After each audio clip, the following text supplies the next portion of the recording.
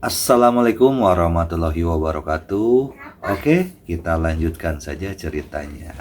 Just. Bab 46. Hasil. Nyonya Xie menatap Ye Yan dengan dingin. Namun Ye Yan sepertinya tidak mempunyai perasaan sama sekali dan berkata dengan tenang. Kerjasama ini dimenangkan oleh Xie Jing. Ini adalah fakta yang tidak bisa diubah, bukan? Sekarang, grup Ambro telah memperjelas bahwa mereka hanya mengakui Xie Jing. Nenek, mengapa kamu ragu-ragu? Sebuah cibiran muncul pada Nyonya Tua. Pada akhirnya, nada dingin dalam suaranya membuat semua orang di ruangan itu gemetar. Ye Yan menggeleng. Kamu tidak akan melakukan hal ini. Bukankah kehilangan keluarga Xie juga merupakan kerugianmu? HMPH, saya seorang wanita tua yang akan segera meninggal. Saya masih peduli dengan ini. Ye Yan tidak berbicara, tapi dia mencibir dalam hatinya. Jika kamu tidak peduli, apakah kamu akan begadang di tengah malam dan melakukan panggilan video ini? Nyonya Xie menatap Ye Yan dengan dingin. Ye Yan memandangnya dengan tenang. Wanita tua itu dipenuhi dengan kebencian. Dia telah hidup selama beberapa dekade namun dia diperlakukan seperti orang bodoh. Baik Ye Yan. Aku tidak menyangka kamu punya keahlian tertentu. Lumayan. Senyuman dingin perlahan muncul di wajah Nyonya Xie dan dia berkata dengan lembut. Tidak. Neneklah yang melakukan hal-hal besar jika dia bertindak tegas, kata Ye Yan dengan tenang. Nenek, seseorang dari grup Ambro menghubungiku tadi malam. Aku bisa segera melanjutkan proses sebelumnya hari ini.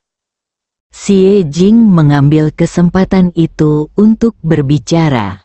Xie Kaidong terkejut. Masalah yang tidak dapat saya lakukan selama beberapa hari sebenarnya diselesaikan oleh Xie Jing dengan mudah. Faktanya, Xie Jing juga sedikit bingung. Dia tidak tahu mengapa grup Ambro meneleponnya secara spesifik. HMPH, kebetulan sekali. Bagus sekali. Nyonya Tua Xie mencibir, ini adalah demonstrasi untuk dirinya sendiri. Tapi bagaimanapun juga, dia menjadi lebih baik seiring bertambahnya usia, dan wajahnya dengan cepat menjadi tenang. Kalau begitu, lebih khawatirlah, dan Xiao Dong tidak akan mengganggu yang lain. Wanita tua itu membuat keputusan. Xie Kaidong duduk di kursi, merasa lemah. Wajah Xie Jing menunjukkan sedikit kegembiraan. Terima kasih, Nenek. Kamu tidurlah lebih awal dan kami tidak akan mengganggumu. Setelah mengatakan itu, dia dengan senang hati meninggalkan ruang konferensi. Ye Yan berdiri tanpa tergesa-gesa dan berjalan keluar. Saat dia hendak keluar, Nyonya Xie tiba-tiba berkata, Ye Yan, kamu harus memberi lebih banyak nasihat kepada Xiao Jing di masa depan dan membantunya mengembangkan keluarga Xie. Dia sengaja menekankan kata keluarga Xie. Aku hanya menantu dari rumah ke rumah. Xie Jing masih harus membuat keputusan akhir mengenai keluarga Xie. Ye Yan berbalik dan berkata dengan tenang. Wanita tua itu memperingatkan dia untuk tidak terlibat dalam properti keluarga Xie. Tetapi untuk kekayaannya saat ini, properti keluarga Xie terlalu kecil untuk memberinya uang receh, dan dia meremehkannya sama sekali. Setelah Ye Yan pergi, Nyonya Xie berkata kepada Xie Kaidong, Xiao Dong, apakah kamu menyalahkan nenek karena mengambil keputusan ini? Xie Kaidong sangat tidak senang, tetapi dengan senyum tersanjung di wajahnya, dia berkata dengan hormat, "Bagaimana saya bisa? Keputusan nenek harus tepat." Nyonya Xie mengangguk puas. "Ya, kamu selalu berperilaku paling baik." "Nenek, apakah kamu benar-benar akan membiarkan Xie Jing mengambil semua manfaatnya kali ini?" Xie Kaidong masih tidak bisa menahannya dan bertanya. "HMPH, beraninya kamu mengatakan bahwa aku memberimu begitu banyak kekuatan. Tapi bagaimana denganmu? Kamu belum mencapai apapun." Wajah Nyonya Xie menjadi gelap dan dia berkata dengan marah. Dia awalnya ingin mengambil kesempatan ini untuk secara langsung merebut kekuatan dari Xie Jing.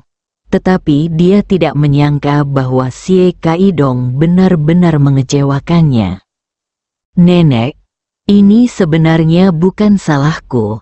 Entah trik apa yang digunakan Xie Jing hingga membiarkan grup Ambro melindunginya seperti ini." Xie Kaidong berkata dengan ekspresi sedih. Saat dia berbicara, sebuah pikiran tiba-tiba muncul di benaknya. Mungkin Xie Jing membuat kesepakatan yang mencurigakan. Nyonya Xie tua adalah seorang wanita tua, jadi dia tidak dapat memahami arti kata-katanya, dan wajahnya menjadi gelap. Beraninya dia melakukan hal yang tidak tahu malu dan tercela seperti itu? Xie Kaidong mengertakkan gigi dan berkata, "Coba pikirkan, saya sudah melepaskan begitu banyak kepentingan. Jika bukan karena hubungan seperti itu, mengapa orang-orang di grup Ambro tidak setuju dengan saya?" Nyonya Xie mendengus berat. "Periksa baik-baik. Jika memang demikian, maka saya tidak akan pernah memberi Anda belas kasihan." Segera, sebuah pemikiran terlintas di benaknya. "Aku tidak menyangka Xie Jing menjadi begitu berharga setelah menikah. Jadi, nenek, bagaimana orang seperti itu bisa memberinya begitu banyak hak, menurutmu?" Xie Kaidong hanya mencoba menyerang saat setrika masih panas dan memperjuangkannya sendiri. Tetapi Nyonya Xie berkata dengan tidak sabar. "Baiklah, jika kamu tidak gagal memenuhi ekspektasimu, aku tidak akan sampai sejauh ini." Dia berkata dengan dingin. "Awalnya kupikir sayang sekali Xie Jing menikah dengan seorang pecundang. Tapi sekarang dia rela keluar dan main-main, hanya untuk memperjuangkan kepentingan keluarga. Sedangkan Ye Yan, biarkan dia bermain-main dengan suami yang istrinya tidak setia. Aku dengan sendirinya akan menjaganya ketika ada kesempatan. Lagi pula, akan sia-sia jika memiliki putri berharga seperti Xie Jing di tangan orang yang tidak berguna." Xie Kaidong tidak menyangka bahwa setelah mengarang cerita dalam waktu yang lama, dia tetap tidak mendapatkan apa-apa pada akhirnya. Adapun penanggung jawabnya, biarkan saja seperti ini untuk sementara waktu. Apapun yang terjadi, mari kita lanjutkan kerja sama ini dulu, kata Nyonya Xie tanpa ragu. Xie Kaidong tidak mau menyerah, tapi dia tidak punya pilihan selain berkata dengan sedih, "Saya tahu, Nenek." Nyonya Xie berkata dengan sedikit kebencian, "Lihat dirimu, kamu tidak memiliki keberanian untuk menjadi kepala keluarga. Bagaimana aku bisa mempercayaimu untuk menyerahkan keluarga Xie padamu?" Xie Kaidong belum pernah dimarahi sekeras itu oleh neneknya, dan wajahnya menjadi pucat sesaat. Dia tahu betul bahwa alasan mengapa dia bisa bersaing dengan Xie Jing sepenuhnya karena dukungan dari wanita tua Xie. Jika wanita tua itu tidak mau membantunya, maka Xie Kaidong tidak berani berpikir lebih jauh. Nyonya Xie terdiam lama. Dia memilih untuk mendukung Xie Kaidong bukan hanya karena dia lebih menyukai laki-laki daripada perempuan, tetapi juga karena Xie Kaidong jauh lebih tidak kompeten dan lebih mudah dikendalikan daripada Xie Jing. Dia selalu sangat waspada terhadap Xie Jing yang mengambil hak di tangannya. Meskipun tidak ada ruang untuk kesalahan dalam kerjasama dengan grup Ambro ini, dia tidak boleh membiarkan Xie Jing mengambil kesempatan ini untuk mengancam posisinya di keluarga Xie. Jadi Nyonya Xie memikirkannya dan berkata, ada sebuah keluarga yang memiliki hubungan baik dengan nenek. Junior mereka juga pergi ke Inggris. Kebetulan Anda bisa berkunjung atas nama nenek. Ya, nenek, Xie Kaidong berkata dengan patuh tanpa keberatan. Wanita tua itu berkata dengan tenang, manfaatkan kesempatan ini. Jika Anda bisa memenangkan sekutu yang kuat, Anda juga bisa mendapatkan hak untuk berbicara di rumah.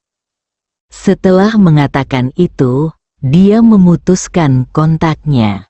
Babak 47, anjing meremehkan manusia. Beberapa hari kemudian, Ye Yan sedang mempelajari warisannya di hotel.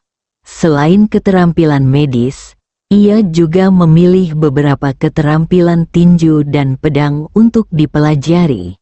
Semakin kuat ia, semakin percaya diri ia untuk membalaskan dendam kakek keduanya. Tentu saja, Ye Yan tahu betul bahwa dia belum meletakkan fondasinya sejak kecil, jadi dia hanya mempelajari teknik membunuh tanpa kesan apapun. Tiba-tiba telepon berdering. Itu Xie Jing, kamu ada di mana? Hotelnya, ayo segera kemari. Setelah mengatakan itu, Xie Jing menutup telepon tanpa peduli apakah dia menjawab atau tidak. Detik berikutnya, sebuah lokasi telah dikirim. Tepat pada waktunya, Ye Yan ingin keluar jalan-jalan, jadi dia mengganti pakaiannya dan meninggalkan hotel. Ada banyak gedung bertingkat tinggi di jalanan London. Xie Jing mengenakan gaun lengan panjang berwarna krem, dengan lekuk pinggang yang sempurna, elegan namun seksi. Hari ini dia jarang menyelesaikan pekerjaannya lebih awal dan memiliki waktu luang, jadi dia keluar untuk bersantai. Sedangkan untuk memanggil Ye Yan, itu sepenuhnya karena hanya ada sedikit orang yang membawa barang. Lu Mingho ingin mengikutinya, tetapi ditolak. Tiba-tiba, langkah kaki Xie Jing berhenti dan matanya sedikit berbinar. T dan R, merek pakaian fashion terkenal di dunia. Di etalase toko andalan mereka, terdapat pakaian yang sangat indah digantung, megah namun anggun. Petugas di sebelah saya memperkenalkannya dengan bangga.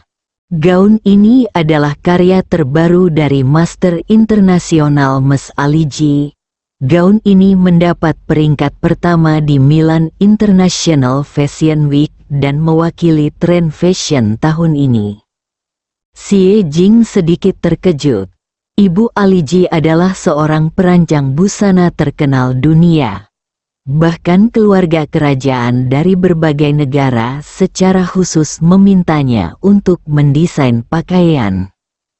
Fakta bahwa T dan R dapat mempekerjakan master ini untuk mendesain kostum mereka menunjukkan kekuatan mereka. Tidak ada wanita yang tidak menyukai pakaian indah. dan Xie Jing tidak terkecuali. Dia tidak bisa menahan diri untuk tidak mengulurkan tangannya untuk menyentuhnya. Tetapi sebelum dia bisa menyentuhnya, sebuah suara yang sedikit kasar terdengar. Apa yang akan kamu lakukan? Xie Jing terkejut. Saya melihat seorang pemandu belanja wanita Inggris berjalan mendekat. Gaun ini dipamerkan di toko kami. Anda hanya bisa melihatnya, tidak menyentuhnya, mengambil gambarnya, dan tidak akan dijual. Dia berkata dengan arogansi khas orang kulit putih di wajahnya. Xie Jing merasa sedikit tidak senang. Tetapi dia tidak ingin menimbulkan masalah, jadi dia mengambil kembali tangannya. Seseorang di samping berkata dengan marah, "Kamu adalah orang udik dari Tiongkok yang belum pernah melihat dunia. Jadi jangan malu di sini." Itu adalah seorang wanita centil dan menggairahkan. Dan berdiri di sampingnya adalah seorang pria yang 3 kali lebih gemuk darinya. Kedua orang ini berbalut merek-merek terkenal. Setelah memasuki toko, mereka hanya akan melemparkan pakaian apapun yang mereka suka ke dalam panduan belanja untuk dipakai tanpa mencobanya. Xie Jing menatap wanita menawan itu tanpa bisa dijelaskan. Tapi dia keluar untuk bersantai dan tidak ingin menimbulkan masalah, jadi dia tidak memperhatikan wanita ini. Wanita itu memandang Xie Jing, yang memiliki temperamen dan penampilan luar biasa, dengan sedikit kecemburuan di matanya. "Kalian orang Tionghoa, meskipun kamu punya sedikit uang, hanyalah orang kaya baru. Kamu tidak layak mendapatkan pakaian yang begitu mulia," katanya dengan arogan. Setelah mengatakan itu, dia meraih lengan pria pendek dan gemuk itu dan berkata dengan suara berminyak, "Sayangku, hanya aku yang layak memakai pakaian ini, kan?" Pria gemuk itu tersenyum dan berkata, "Ya, sayang. Kamu berpakaian paling bagus." Begitu dia membuka mulutnya, Xie Jing tahu bahwa pria ini berasal dari Tiongkok. "Bungkuskan gaun ini untukku. Aku ingin memberikannya kepada wanita cantik di sebelahku ini." Pria pendek gemuk itu melambaikan tangannya dengan murah hati dan berkata dengan keras. Xie Jing mengerutkan bibirnya dan hendak mengatakan bahwa gaun ini tidak untuk dijual. Pemandu belanja berkata sambil tersenyum meminta maaf. "Oke, saya akan membungkusnya untuk Anda." "Tunggu sebentar." Wajah Xie Jing menjadi gelap. "Apa maksudmu? Kamu baru saja mengatakan bahwa pakaian ini tidak untuk dijual." Ekspresi pemandu belanja itu menegang. Dia hanya meremehkan Xie Jing. "Apa bedanya bagimu? Bahkan jika aku menjualnya, kamu tidak mampu membelinya." Untungnya, dia menundukkan wajahnya dan berkata dengan dingin. Xie Jing berkata dengan marah, "Kamu bahkan tidak memberitahuku harganya. Bagaimana kamu tahu aku tidak mampu membelinya?" Pemandu belanja itu mencibir dan mengulurkan tangan. 50.000 pound, bisakah Anda membelinya? Harga ini setara dengan hampir $500.000 China. Mahal sekali. Xie Jing terkejut. Meski menurutnya harganya tidak akan murah, dia tidak menyangka sebuah pakaian akan semahal itu. "Katakan padaku, bisakah kamu membelinya?" Pemandu belanja memperhatikan reaksinya dan mengejeknya selangkah demi selangkah. Pria pendek gemuk dan wanita menggairahkan sedang menunggu untuk menonton lelucon itu. Ada ekspresi ragu-ragu di wajah Xie Jing. Meskipun dia adalah presiden, dia tidak memasukkan uang ke dalam sakunya seperti anggota keluarga Xie lainnya.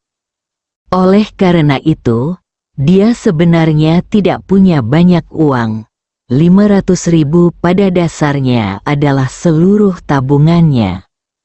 Namun, sekarang setelah keadaan menjadi seperti ini, Xie Jing akan sangat merasa malu jika dia tidak membelinya. Jadi dia mengertakkan gigi dan mengeluarkan sebuah kartu. Bukankah itu hanya 50.000 pound? Saya akan membelinya. Sebelum dia selesai berbicara, dia mendengar wanita menawan itu mencibir. Jika saya tidak bisa mendapatkan pakaian ini hari ini, lupakan saja yang saya minta sebelumnya. Saya tidak akan pernah membeli pakaian T dan R lagi di masa depan. Setelah mengatakan itu, dia mengeluarkan kartu keanggotaan VIP Premium T dan R. Kartu ini mewakili pembelanjaan tahunan minimum sebesar 200.000 pound untuk T dan R. Ketika pemandu belanja melihatnya, dia segera mencondongkan tubuh ke depan dan mengambilnya dengan kedua tangannya. Dengan senyuman menawan di wajahnya, "Ya, gaun ini pasti milikmu, pasti milikmu." Setelah mengatakan itu, dia menegakkan tubuhnya. Ekspresinya berubah dan dia berkata kepada Xie Jing dengan tenang, "Kamu beruntung. Kamu menghemat uang." "Kalian sudah keterlaluan." Xie Jing menjadi sedikit marah. "Aku sudah bilang aku menginginkan gaun ini. Harus ada sistem siapa cepat dia dapat." Pemandu belanja berkata dengan dingin, "Kami harus mengutamakan pemenuhan persyaratan anggota VIP. Sedangkan bagi Anda, jika ingin membeli, lihat saja pakaian lain. Jika tidak ingin membeli, lupakan saja." Wanita menawan itu pun tersenyum bangga dan berkata, "Ingin bersaing dengan saya? Tahukah Anda berapa banyak uang yang saya keluarkan di sini dalam setahun? Bagaimana Anda bisa membandingkannya?" Pria pendek gemuk itu tampak munafik. Mereka adalah orang-orang Tionghoa, orang kampung yang kualitasnya rendah dan pengetahuannya buruk. Xie Jing memandangnya dengan dingin dan berkata dengan suara dingin, "Kamu juga keturunan Tionghoa, tetapi kamu memuja orang asing sedemikian rupa. Itu memalukan bagi leluhurmu." "Bah, apa yang kamu bicarakan?" Pria pendek gemuk itu hampir melompat seolah-olah ekornya telah diinjak, dan suaranya tiba-tiba meninggi. "Saya sudah lama tidak ada hubungannya dengan Tiongkok. Saya adalah warga negara Inggris yang unggul." Berhenti bicara omong kosong. "Luar biasa. Terus terang, ini hanya sedikit uang," Xie Jing berkata dengan nada menghina. Wanita menawan itu mendengus, menempelkan tubuh montoknya ke pria pendek dan gemuk, dan berkata dengan suara lelah, "Iya, suamiku kaya. Ada apa?" Dia menepuk daftar belanjaan di tangannya.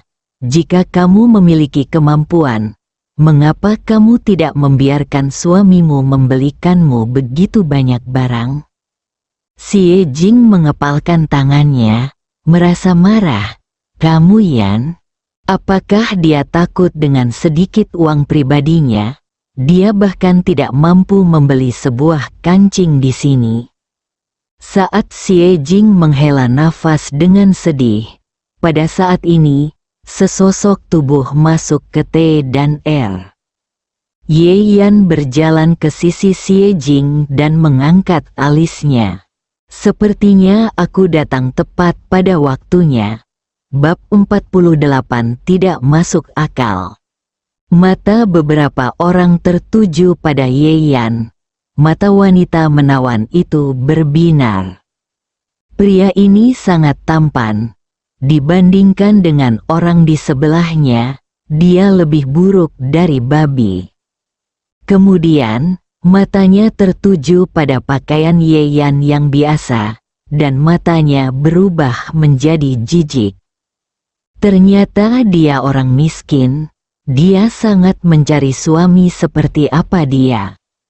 Kata wanita menawan itu sambil memeluk erat lengan pria pendek dan gendut itu.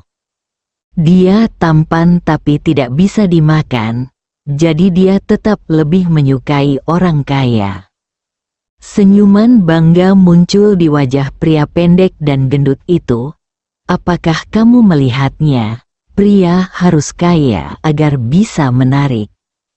Xie Jing menarik napas dalam-dalam, tidak ingin marah lagi pada orang seperti ini. Dia menahan amarahnya dan berkata pada Yeyan, "Ayo pergi." Lain kali periksa mereknya dengan cermat sebelum memasuki toko. Pakaian di sini mahal sekali, jadi jangan masuk jika tidak punya uang. Pemandu belanja itu berbicara dengan marah, dan sengaja menekankan kata luar biasa. Yeyan jelas merasakan tangan Xie Jing mengencang di lengannya. Dia tidak bergerak dan berkata dengan tenang, "Sebagai pemandu belanja, apakah ini cara Anda melayani pelanggan?" Pemandu belanja memandangnya dan mencibir dengan jijik. Pelanggan juga berbeda. Wanita ini adalah anggota VIP kami. Kamu pikir kamu ini siapa? Yeyan tidak marah dan sedikit menggelengkan kepalanya. T dan R memimpin tren di seluruh industri fashion, namun etika profesionalnya sangat mengecewakan. Di sampingnya, pria pendek dan gemuk tidak bisa menahan tawa. Ya Tuhan, menurut pria ini dia siapa? Raja Inggris? Seorang udik dari Tiongkok, berpakaian seperti orang Malang ini, berani berbicara omong kosong di sini. Nyonya, suamimu mungkin tidak bodoh. Xie Jing mengerucutkan bibirnya. Oke, ini bukan tempatmu untuk pamer, katanya. Yeyan memandang Xie Jing dan berkata dengan ringan, "Kenapa? Apakah aku salah?" Xie Jing tidak bisa berkata-kata, tidak peduli apakah dia benar atau salah. Anda harus pergi sekarang, jika tidak, Anda tidak akan menertawakan orang lain. Lihat, orang yang paling umum di Tiongkok adalah orang desa seperti ini, kata pria pendek gemuk itu dengan nada mengejek kepada wanita di sebelahnya. Lalu, dia menatap Yeyan dengan sikap merendahkan. Orang Malang sepertimu harus keluar dari sini. Tempat seperti T dan R diperuntukkan bagi orang kaya Inggris sepertiku. Bibir Yeyan melengkung. Jadi, selama aku lebih kaya darimu, kamulah yang harus keluar. Wajah cantik Xie Jing merosot. Dia meraihnya dan berjalan beberapa langkah ke samping, merendahkan suaranya dan berkata, "Apa yang akan kamu lakukan? Bersaing dengan orang lain untuk mendapatkan kekayaan? Apa kamu tidak tahu berapa banyak uang yang ada di sakumu?" Saat Yeyan hendak menjelaskan, Xie Jing berbalik dan berkata dengan dingin kepada pria pendek gemuk itu, "Kami tidak tertarik dengan perbandingan yang membosankan denganmu, selamat tinggal." Dia menarik Yeyan dengan kuat. "Jika kamu belum pergi, apakah kamu benar-benar ingin menunggu di sini dan merasa malu?" Ye Yan memandangi wajahnya yang tegas dan menghela nafas dalam hati, akhirnya membiarkan dia menariknya pergi tanpa perlawanan. Dia sendiri hanya ingin memberi ventilasi pada Xie Jing, karena Xie Jing tidak begitu mempercayainya, tidak ada yang bisa dia lakukan. Setelah meninggalkan T dan R, Xie Jing segera mengusir Ye Yan tanpa mengucapkan sepatah kata pun, dan berjalan ke depan dengan marah. Ye Yan tidak punya pilihan selain mengikuti dari belakang. Setelah beberapa saat, Xie Jing akhirnya tenang. Lupakan saja, tidak ada gunanya marah karena hal semacam ini. Dia menghibur dirinya sendiri dan pergi ke toko untuk bersantai. Tapi setelah beberapa kali melirik, dua orang masuk melalui pintu. Itu adalah pria gemuk dan wanita menggairahkan. Saat mata mereka bertemu, pria pendek dan gemuk itu menunjukkan senyuman mengejek. Ye Yan sedikit mengernyit, namun tidak ada pergerakan di antara kedua orang itu sampai Xie Jing melihat ke arah sepotong pakaian dan menunjuk ke sana, yang ini. Sebelum dia bisa menyelesaikan kata-katanya, wanita menawan itu memimpin, melepas pakaiannya, dan berkata, "Saya ingin gaun ini." Xie Jing tertegun sejenak dan menatapnya dengan marah. "Inilah yang pertama kali kulihat. Tidak masalah jika kamu melihatnya terlebih dahulu, aku juga menyukainya kan?" Ini jelas mencari masalah. Xie Jing sangat marah, tetapi tidak punya pilihan selain berbalik dan meninggalkan toko. Mata Ye Yan dingin, dia menatap kedua orang itu dan mengikuti mereka. Suasana hati Xie Jing sangat buruk. "Kembalilah." Ye Yan berjalan ke sisinya dan berkata dengan tenang. Xie Jing memang sudah tidak tertarik lagi. Dia dengan santai mengambil tas dari samping. Itu untuk Qin Fanglan. Setiap kali Xie Jing keluar, dia akan membawa sesuatu kembali untuk ibunya. Tepat ketika dia menyerahkan tasnya kepada petugas dan ingin check out. "Aku ingin tas itu." Orang yang berbicara sebenarnya adalah wanita menawan itu lagi. Dia mengikutinya di beberapa titik, dengan provokasi yang tidak terselubung di mata dan mulutnya. Kemarahan Xie Jing tiba-tiba meningkat. "Tidakkah kamu merasa bosan jika tidak menyelesaikannya?" "Aku hanya bosan." "Ada apa?"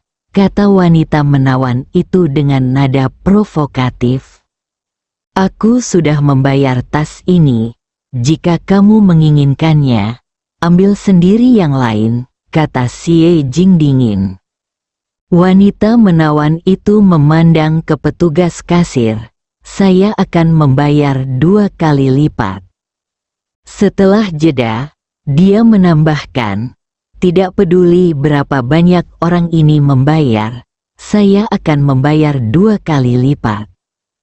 Bagi petugas, wajar jika mendapat uang lebih banyak, sehingga ia segera membayar tagihannya kepada wanita menawan itu. Xie Jing merasa dia bingung. Wanita menawan itu mencibir. "Saya hanya memberitahu Anda, jangan membeli apapun di sini hari ini. Apapun yang Anda beli, saya akan membayar 2 kali lipat." Wajah cantik Xie Jing menjadi pucat karena marah. "Kamu benar-benar sakit?" "Tidak mungkin. Siapa yang membuat suamiku kaya? Jadi aku bisa bermain denganmu sesukaku." Wanita menawan itu berkata dengan bangga. Pria pendek dan gemuk itu bekerja sama dan membusungkan dadanya, yang sebanding dengan seorang wanita. "Benar, kamu bisa membelanjakan uangku sesuka kamu. Telapak tangan putih Xie Jing mengepal tanpa disadari, dan dia bahkan tidak merasakan sakit di telapak tangannya akibat kukunya. Dia selalu kuat, dan sekarang diintimidasi seperti ini lebih buruk daripada membunuhnya. Tapi tidak ada yang bisa dia lakukan. Sebagai CEO, dia didorong kembali oleh keluarganya. Adapun Ye Yan, apa gunanya pria ini di saat seperti ini? Xie Jing merasa sedih di hatinya. Lupakan saja, situasinya lebih kuat daripada manusia. Matanya meredup, dan dia tidak berniat berbicara lagi. Saat ini, di sampingnya, suara Ye Yan terdengar samar. Kamu membayar 2 kali lipat untuk apapun yang kami beli. Itu bagus. Nada suaranya dingin, dengan sarkasme yang tidak terselubung. Setelah mengatakan itu, Ye Yan meraih tangan Xie Jing dan berjalan kembali. Xie Jing tertangkap basah dan mau tidak mau ditarik olehnya. Ye Yan tidak menjawab, tapi masuk ke toko teh dan lagi. Xie Jing akhirnya tersadar dan menepis tangannya. Ye Yan, apa yang akan kamu lakukan lagi? Tidakkah menurutmu itu cukup memalukan? Saat mereka selesai berbicara, pemandu belanja sebelumnya sudah melihat mereka. Ini kamu lagi. Kenapa kamu meminjam uang? Dia menyilangkan tangan dan terlihat sinis. Xie Jing merasa dia benar-benar terhina. Dia meraih lengan Ye Yan dan berkata dengan nada memohon untuk pertama kalinya, "Ayo pergi, berhenti membuat masalah."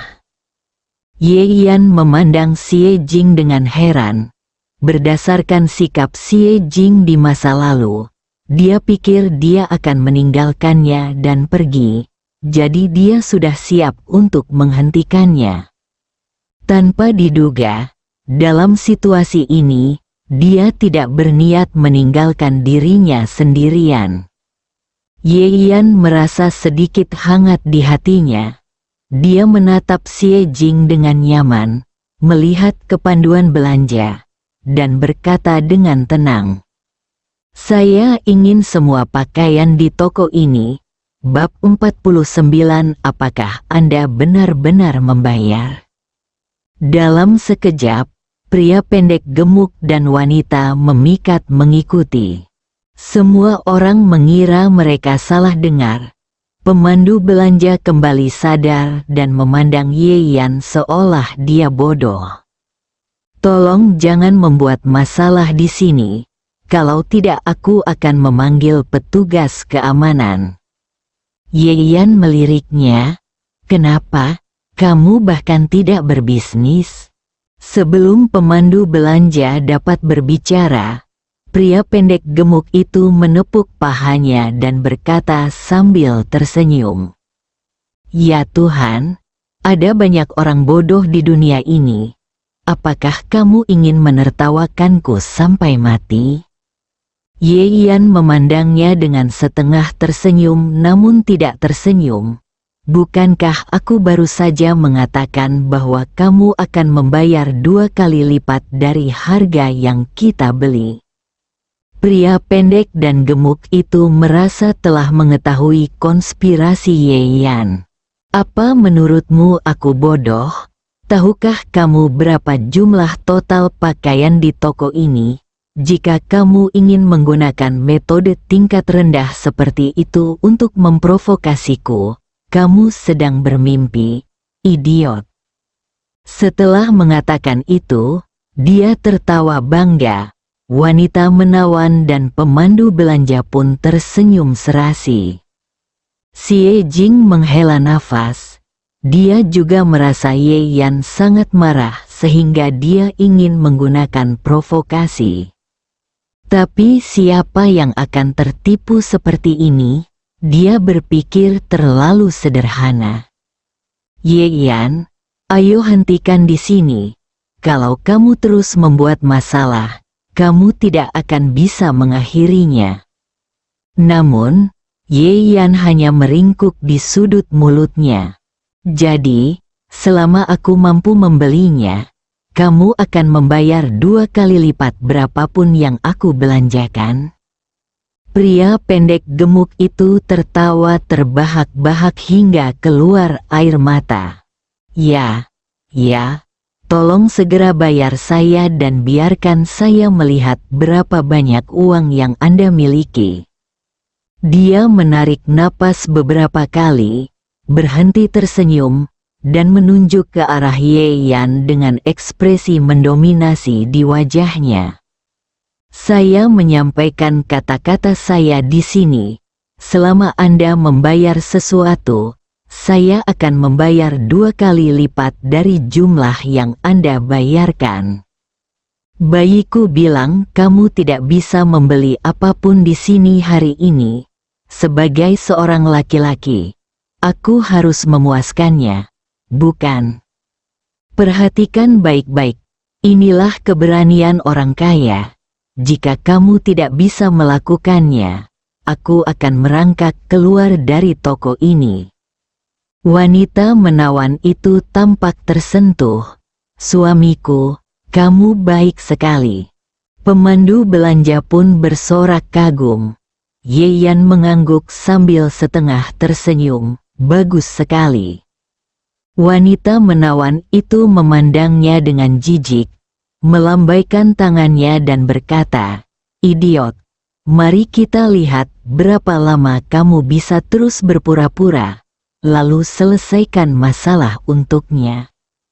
Tentu saja, pemandu belanja wanita akan memenuhi persyaratan pelanggan besar di matanya. Dia membuka meja kasir dan melakukan beberapa operasi. Total harga semua pakaian di sini adalah 1.586.300 euro. Oh, ngomong-ngomong, bukankah orang Cina suka menawar? 300 euro akan dibebaskan. Maaf, apakah itu uang tunai atau kartu? Dia memiliki senyum penuh ironi di wajahnya. Ye Yan mengeluarkan sebuah kartu dari tangannya dan menjatuhkannya ke atas meja dengan jentikan jarinya. Sikatlah. Dia bahkan tidak repot-repot mengucapkan satu kata pun yang tidak masuk akal lagi. Xie Jing, yang berdiri di sampingnya, sedikit terkejut saat melihat kartu jenis apa ini. Pemandu belanja itu tertegun sejenak. Dia berpikir bahwa pada saat ini, Ye Yan tidak akan bisa berpura-pura lagi. Tapi melihat sikap ini, apakah dia benar-benar siap membayar? Untuk sesaat, ekspresi wajahnya sedikit ragu. "Jangan buang-buang waktuku," Ye Yan berkata padanya dengan dingin. Pemandu belanja melirik pria pendek gemuk itu dan merasa khawatir, bertanya-tanya apakah pria ini hanya menggertak. Mungkin jika saya menggeseknya, dia akan mencari alasan untuk tidak membelinya. Memikirkan hal ini, pemandu belanja mengambil kartu hitam yang belum pernah dia lihat sebelumnya dan menggesekkannya ke pembaca kartu. Transaksi berhasil. Perintah suara yang menyenangkan terdengar. Semua orang yang hadir, kecuali Ye Yan, tercengang. "Bagaimana kabarmu?" Xie Jing berseru. Dia ingin bertanya pada Ye Yan dari mana dia mendapat begitu banyak uang. Di tengah jalan, dia menyadari bahwa situasi saat ini tidak tepat untuk menanyakan pertanyaan ini, dan menelan kembali sisa kata-katanya. "Bagaimana mungkin? Bagaimana kamu punya begitu banyak uang?" Pria pendek gemuk itu meneriakkan pertanyaan untuknya. Lebih dari 1,5 juta pound sterling, lebih dari 10 juta koin Tiongkok. Ini bukanlah sesuatu yang bisa dilakukan sembarang orang dengan santai. Ye Yan mencibir, sekarang giliranmu, tolong gandakan harganya. Dia menunjuk ke kasir. Wajah pria pendek gemuk itu pucat pasi. Dia memang punya uang. Tapi jika dia benar-benar menghabiskan 3 juta pound sekaligus, ayahnya pasti akan memukulinya sampai mati saat dia kembali ke rumah. Suamiku, jangan biarkan mereka terlalu sombong. Melihat situasinya tidak baik, wanita menawan itu segera memeluk lengan orang di sebelahnya dan mengusap dadanya sambil bertingkah genit. Ye Yan tidak terburu-buru dan hanya melihatnya dengan tatapan yang sedikit sinis. "Kenapa? Kamu tidak ingin aku melihat keberanian orang kaya?" ucapnya enteng. Wajah pria pendek gemuk itu memerah. Dia menatap Ye Yan, dan tiba-tiba senyum tegas muncul di wajahnya. "Jika kamu masih ingin toko ini tetap buka, singkirkan orang ini." Ye Yan sedikit menyipitkan matanya. Ini, pemandu belanja itu bingung. Orang desa yang dikiranya tiba-tiba berubah menjadi orang kaya. Saat ini, seorang wanita tua datang dan berkata, "Apa yang terjadi?" Manajer toko, pemandu belanja dengan cepat menjelaskan masalahnya. Manajer toko sebenarnya tahu apa yang sedang terjadi. Tetapi meskipun hal seperti ini tidak sering terjadi, hal ini sering terjadi. Jadi dia biasanya membiarkan kedua belah pihak menyelesaikannya sendiri untuk mencegah T dan R terjebak di tengah-tengah. Namun ketika keadaan sudah sampai pada titik ini, dia tahu dia harus menanganinya sendiri. Lelaki bertubuh pendek dan gendut itu memandang ke arah Ye Yan dengan tatapan galak, lalu berkata kepada manajer toko dengan nada memerintah, "Ayahku adalah anggota parlemen Inggris, Charles Lee. Aku memerintahkanmu untuk tidak menjual apapun kepada orang Tionghoa rendahan ini." Manajer toko tercengang. Tidak ada yang menyangka pria rendah hati ini bisa memiliki identitas seperti itu. Anggota Kongres Lee, yang berasal dari Tiongkok, baru-baru ini terpilih dan menjadi pusat perhatian. T dan R menjalankan bisnis dan tidak ingin menyinggung politisi.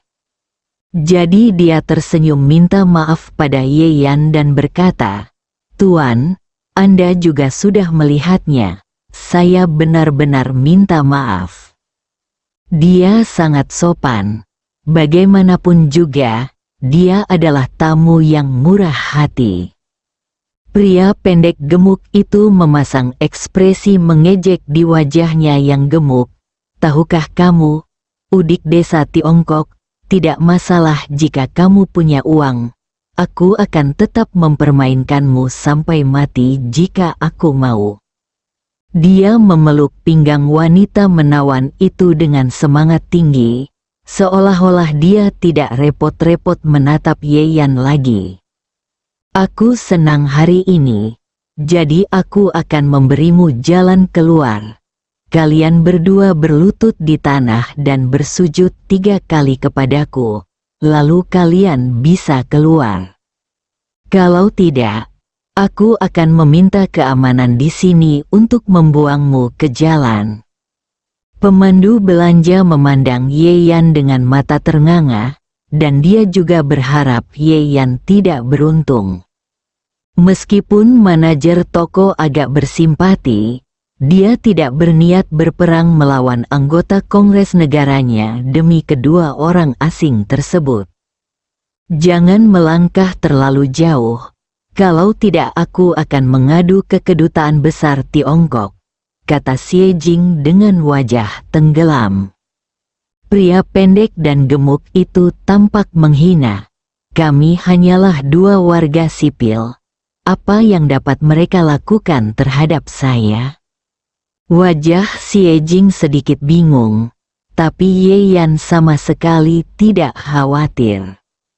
Terjebak, dia berkata dengan tenang. Pemandu belanja tidak bergerak, tetapi manajer toko meraih kartu hitam di atas meja dengan cara yang profesional.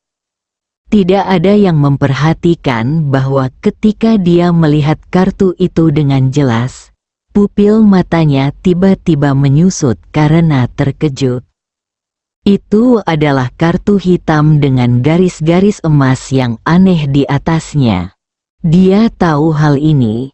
Kartu emas hitam kelas dunia mewakili status terhormat yang sama dengan keluarga kerajaan Inggris. Manajer toko merasakan rambutnya berdiri, dan punggungnya langsung basah oleh keringat dingin. Pemandu belanja itu tidak menyadari perubahan ekspresi manajer tokonya dan berkata kepada Ye Yan, "Apakah kamu tidak mendengar permintaan pelanggan terhormat itu? Cepatlah." Sebelum dia bisa menyelesaikan kata-katanya, manajer toko berkata dengan nada dingin yang belum pernah terjadi sebelumnya. "Diam, bab 50 ayo berhenti sekarang, Tuan. Saya minta maaf telah menyebabkan masalah bagi Anda." Manajer toko membungkuk dengan rendah hati kepada Ye Yan dan menyerahkan kartu itu dengan kedua tangannya. Ye Yan menyimpan kartu hitam itu tanpa berkomentar. Pria pendek gemuk itu tampak seperti baru saja diludahi di depan wajahnya. "Apakah kamu gila? Ayahku anggota Kongres. Apakah kamu masih ingin melanjutkan bisnismu?" Manajer toko baru saja menunjukkan senyuman profesional. "Kami menjalankan bisnis yang sah dan dilindungi oleh konstitusi Inggris. Kami tidak membutuhkan Anda untuk peduli." Kemudian dia melihat ke pemandu belanja sebelumnya dengan dingin. "Kamu dipecat." Wajah pemandu belanja itu seketika menjadi pucat dan dia ingin membela diri. Namun diajak keluar oleh satpam yang dipanggil oleh manajer toko. Pria pendek gemuk itu tersipu dan menunjuk ke arahnya dengan jari gemetar, merasa bingung sekaligus marah. "Saya warga negara Inggris dan ayah saya adalah anggota parlemen. Anda sebenarnya membela orang China yang inferior." Manajer toko menurunkan pandangannya untuk menyembunyikan tatapan mengejeknya. Bagaimana seorang anggota Kongres bisa dibandingkan dengan kekuatan di balik kartu emas hitam? Dia merasa beruntung karena kebanyakan orang belum pernah melihat atau mengenali kartu setinggi ini. Untungnya, saya mendengar tentang kartu semacam ini dari manajemen senior perusahaan, jadi saya tidak mendapat masalah besar hari ini. Meski pemandu belanja lainnya penuh dengan pertanyaan, tidak ada yang berani mengatakan apapun karena takut mereka juga akan dipecat. "Gila, kamu benar-benar gila. Kamu pasti berkolusi dengan orang Tionghoa ini. Aku ingin mengajukan keluhan terhadapmu." Wanita menawan itu tidak bisa menerima hasil ini sama sekali. "Tolong," manajer toko berkata dengan acuh tak acuh. Wanita penggoda itu sangat marah. Dia membuang lengan pria gemuk itu, menunjuk ke arahnya dan mengutuk. "Kamu benar-benar pria yang tidak berguna di dalam dan di luar tempat tidur. Aku tidak ingin bertemu denganmu lagi." Setelah mengatakan itu, dia berbalik dan pergi tanpa rasa malu untuk tinggal lebih lama lagi. Di bawah tatapan penuh arti dari yang lain, wajah pria pendek dan gemuk itu berubah menjadi hijau dan merah. Dia menatap Yeyan dengan kejam dan pergi dengan putus asa. Setelah lelucon seperti itu, Xie Jing benar-benar kehilangan minat berbelanja. Dalam perjalanan kembali ke hotel, dia terdiam lama lalu tiba-tiba berbicara. Kembalikan pakaianmu itu jika bisa, jika tidak bisa, aku akan memberimu uang perlahan. Ye Yan sedang mengemudi dan tidak menyadari apa yang dibicarakannya. Uang yang kamu habiskan untuk membeli pakaian tadi mungkin dipinjam dari Tuan Wen. Dan kartu itu, saya khawatir itu dipinjamkan kepada Anda oleh Tuan Wen. Setidaknya Anda telah menyelamatkan Tuan Wen. Jika Anda benar-benar meminta untuk meminjam uang, Tuan Wen tidak akan menolak untuk meminjam uang. Nada bicara Xie Jing tegas, jelas yakin dengan analisisnya. Ye Yan tercengang, kamu salah paham. Uang ini milikku. Jangan bilang kamu mendapatkannya dengan mentraktir orang. Aku tidak percaya, kata Xie Jing langsung. Dia menghela nafas. Tapi dia tidak bernyawa. Meskipun aku tidak setuju dengan apa yang kamu lakukan, aku tetap berterima kasih karena telah memberiku mimpi indah. Dia juga seorang wanita. Dan dia juga akan menantikan romansa seperti ini di mana seseorang menghabiskan banyak uang untuknya untuk membuatnya tersenyum. Namun sejak menikah dengan Ye Yan, dia kehilangan semua ilusinya di tengah kekecewaan yang berulang kali. Tapi hari ini, Ye Yan memberinya kejutan. Meskipun itu hanya hantu gelembung, dia terbangun dari mimpinya dalam sekejap, yang membuatnya bahagia untuk sementara waktu. Oke, aku harus pergi ke grup Ambro untuk mengurus semuanya besok.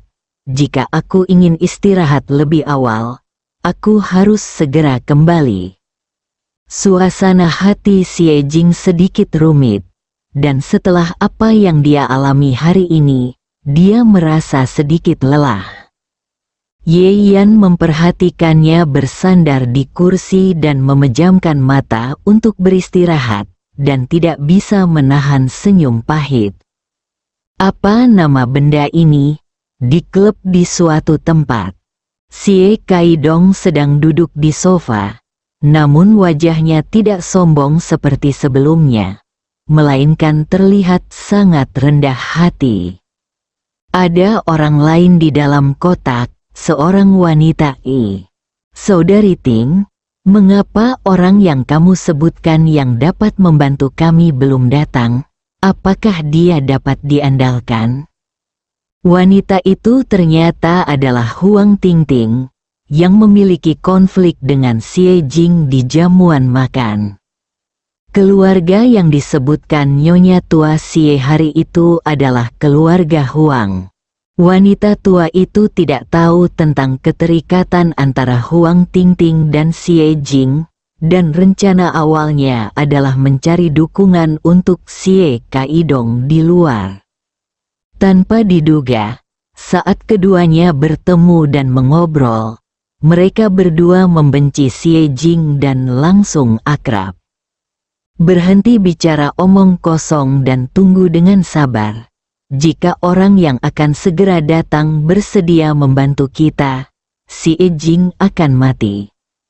Huang Tingting tetap terlihat seksi dan seksi, dengan pahanya yang seputih salju dan garis karirnya yang dalam, yang membuat Xie Kaidong cemburu. Namun, dia juga tahu bahwa pihak lain pasti akan meremehkan orang seperti dia. Jadi dia hanya bisa menahannya. Setelah beberapa saat, pintu kotak dibuka, dan sesosok tubuh pendek dan gemuk masuk. Kak Ting, Ku dengar kamu akan datang. Saudaraku, aku segera datang. Kamu tidak terburu-buru, kan? Begitu pengunjung memasuki ruangan, matanya tertuju pada Huang Tingting, seolah matanya akan meluncur ke bawah dadanya. Huang Tingting tampaknya tidak peduli sama sekali. Dia melangkah maju dan memeluk lengan pengunjung itu dengan penuh kasih sayang, menekan dadanya ke lengan itu. Sepupu, tentu saja aku cemas setelah terlambat sekian lama. Ayo duduk. Saat dia mengatakan ini, dia menariknya ke sofa dan duduk. Pria itu merasakan sentuhan indah datang dari lengannya. Kilatan air liur muncul di matanya, tetapi ekspresi wajahnya mengingatkannya. Sister Ting, saya sudah menjadi warga negara Inggris. Tolong panggil saya Tom Lee mulai sekarang. Jika Anda di sini, Anda pasti akan mengenali orang ini. Pria gemuk itulah yang mengaku ayahnya adalah anggota Kongres. Tom Lee merasa dia sedang down hari ini. Namun, dia tidak menolak undangan Huang Tingting. Lagi pula, Huang Tingting seksi dan terbuka, dan dia menantikan sesuatu terjadi padanya. Tentu saja, pernikahan tidak mungkin, wanita Tiongkok tidak layak untuknya. Tuan Lee, senang bertemu denganmu, si Kaidong berkata dengan senyum tersanjung di wajahnya. Tom Lee meliriknya dengan sudut matanya dan mendengus menghina. Orang Cina sepertimu terlihat seperti orang kampung. Kalau bukan karena sepupuku, aku bahkan tidak mau berurusan denganmu. Dia berkata tanpa mempedulikan wajah Xie Kaidong. Wajah Xie Kaidong kaku, tapi dia tidak berani menolak. Ketiganya mengobrol sebentar, dan Huang Tingting serta Xie Kaidong diam-diam saling melirik, merasa bahwa mereka hampir sama. Sepupu, aku baru saja diintimidasi. Bisakah kamu membantuku? Dia menempelkan tubuhnya ke tubuhnya dan berkata dengan genit, terlihat sedih. Tom Lee mengambil kesempatan itu untuk mengulurkan tangan dan meraih tangan kecilnya yang mulus, dan berkata dengan prihatin sambil terjebak, Saudari Ting diintimidasi. Tidak apa-apa. Jangan khawatir. Saudara, saya pasti akan membuatkan keputusan untuk Anda. Ekspresi Huang Tingting kaku, sepupunya pendek dan gemuk, jadi dia sama sekali bukan tipenya. Namun, di Inggris, kekuatan keluarganya sendiri tidak tersedia, dan dia masih bergantung pada Tom Lee. Jadi dia memutuskan untuk menanggungnya. Terima kasih, sepupu, katanya dengan senyum menawan, lalu mengedipkan mata pada Xie Kaidong. Mengapa kamu tidak menunjukkan foto wanita jalang itu kepada sepupumu dan memintanya mengatur seseorang untuk menanganinya? Bersambung.